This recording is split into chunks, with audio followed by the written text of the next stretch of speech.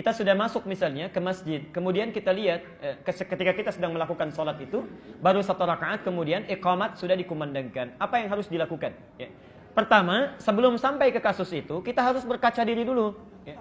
Masuk ke masjid, lihat waktunya masih cukup nggak dengan sholat? Masih cukup tidak? Ya? Nah, hanya persoalan ini barangkali di masjid tidak ada petunjuk waktu. Jadi begitu masuk sholat, tiba-tiba iqamat, apa yang dilakukan? Maka yang dilakukan, lihat dari fikih prioritas, hukumnya dipadukan dulu. Dibandingkan. Hukum sholat subuh apa hukumnya? Wajib. Ya. Sedangkan 2 rakaat sebelumnya? Sunnah. Sunnah bertemu wajib, mana yang paling prioritas? Wajib. Maka gugurkan sholatnya, batalkan, kemudian langsung ikut pada yang wajib. Jelas ya? Pada saat antum memulai saja, pahala sudah diberikan. Masya Allah. Bahkan dalam sholat yang lain, dan dalam amalan yang lain, Rasulullah SAW pernah bersabda, ada orang-orang yang duduk di Madinah, tidak ikut berjuang, tapi dapat pahala jihadnya. Dapat pahala jihadnya. Itu ada di Al-Bukhari. Ya. Jadi saat sedang panggilan jihad, orang sibuk berjihad. Tapi karena ada orang-orang yang sakit, ingin berjuang, tapi karena sakit gak bisa berangkat. Kata Rasulullah, ini orang beruntung, gak berangkat tapi dapat pahalanya. Ya. Dikiaskan oleh para ulama, orang-orang yang membiasakan diri konsisten dalam ibadah, kemudian luput mengamalkannya, maka pahalanya telah diberikan. Misal, antum misalnya selalu sholat qabliyah, ya. Qabliyah zuhur misalnya 4 rakaat, ba'diyah 2 rakaat. Satu kali perjalanan ke Bandung, ya. Istirahat di kilometer 57, tiba zuhur. Ya. Macet kan boleh dikosor ya? Nah, dalam keadaan kosor, maka yang afdal jangan tunaikan sunnah. Ya. Yang wajibnya saja dikurangi, kenapa yang sunnahnya dilakukan ya? Yang wajibnya dikurangi, 4 jadi 2. Masa antum sunnahnya dilakukan juga? Ya? Nah, dalam keadaan demikian, ketika antum meninggalkan sunnah dalam tanda petik, tertinggalkan sunnahnya, padahal sebelumnya sudah konsisten, itu sepakat ulama berdasarkan hadis Nabi, itu pahalanya sudah diberikan. Darurat itu, walaupun tidak dikerjakan. Tapi berlaku pada yang biasa sholat. Yang nggak biasa sholat nggak dapat juga. Ya? Nggak dapat itu. Ya. Baik, ya? Nah, ada kasus yang kedua yang tidak antum tanyakan. Kalau anda datang ke masjid, sudah terlambat sholatnya nih. Ya? Nggak dapat misalnya 2 rakaat sebelum subuhnya itu. Kita kejar-kejar dari rumah sampai ke masjid, imam sudah takbir Allahu Akbar.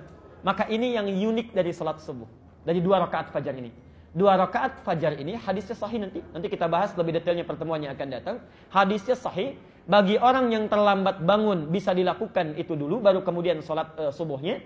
Bagi orang yang terlambat mengikuti jamaah, maka boleh dilakukan setelah sholat subuh itu. Ya. Setelah sholat subuh itu. Bisa dengan 2 cara. Cara pertama langsung bangun, selesai sholat subuhnya langsung bangun, kerjakan 2 rakaat. Tapi syarat yang pertama ini muqayyad lagi, diikat lagi dengan catatan masyarakat di sekitar sudah mafhum, tahu tentang hukumnya. Ya. Tapi kalau tidak tahu, antum jangan lakukan, jadi fitnah nanti. Ini kayaknya aliran sesat ini lain nih. Setelah subuh ada sholat sunnah lagi misalnya, jangan lakukan. Tunggu sampai menjelang duha.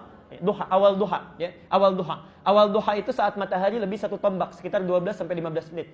Hadisnya At-Tirmidzi nomor hadis 586, ya, di situ. Nanti ada ditemukan di sana. Saya kira jelas ya? Jelas semuanya ya? Atau tidak jelas semuanya?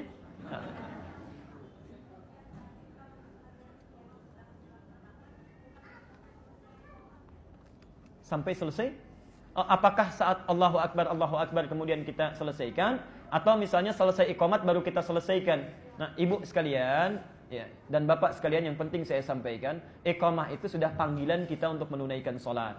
Lihat keadaan sholat kita. Kalau antum baru iqamah Allahu Akbar tadi pertanyaannya masih berdiri, rakaat pertama, rakaat keduanya belum. Maka sebaiknya dibatalkan, karena iqamah itu kan cepat. Ya. Apa bisa antum balapan dengan iqamah? Ya? Yang satu iqamah, yang satu menyelesaikan, kan kacau sholat kita itu. Ya. Pahalanya sudah ada, jangan memaksakan diri. Insya Allah pahalanya ada. Ya. Kecuali kalau antum sedang tahiyat akhir, ya, sebentar lagi salam, iqamah dikumandangkan, teruskan sampai selesai. Kita prediksikan selesai iqamah kita masih bisa bangkit, itu teruskan. Ya, teruskan.